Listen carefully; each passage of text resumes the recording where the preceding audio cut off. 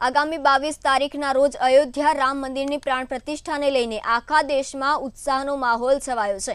ત્યારે સુરેન્દ્રનગરના વઢવાણ સ્વામિનારાયણ મંદિર દ્વારા 225 જેટલા ગ્રામ્ય વિસ્તારના રામ મંદિરોમાં રામલલ્લાની ઉજવણી કરવાના ભાગરૂપે વિશેષ આયોજન કરવામાં આવ્યું છે, જેમાં મંદિર દ્વારા મીઠાઈ, ફરસાણ, કઠોળ સહિતના અન્નકૂટનો પ્રસાદ મોકલવાની તૈયારીઓ કરવામાં આવતા આયોજનને ઠેર ઠેરથી આવકાર મળી રહ્યો છે।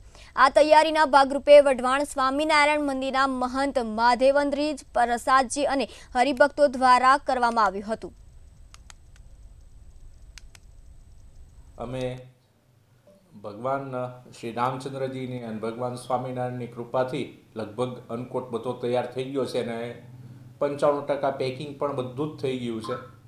લગભગ 225 મંદિરોમાં, કારણ કે પહેલાં તો સંખ્યા ઓછી હતી પણ પછી ધીરે ધીરે સંખ્યા વધતા સંખ્યા 225 સુધી પહોંચી ગઈ છે।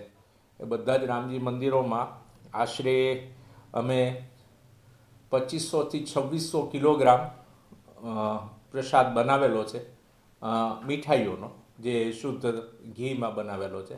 અયોધ્યા રામલલ્લાની 22 તારીખે જે પ્રતિષ્ઠા થઈ રહી છે તેના અનુસંધાને વઢવાણ સ્વામિનારાયણ મંદિર પરમ પૂજ્ય ધર્મધુરંધર 1008 આચાર્ય શ્રી માધવેન્દ્ર પ્રસાદજી મહારાજશ્રીની આજ્ઞાથી વઢવાણ મંદિરના તમામ ગામડાઓમાં રામલલ્લાને અન્નકૂટ ધરાવવા માટેની આ તૈયારી ચાલી રહી છે।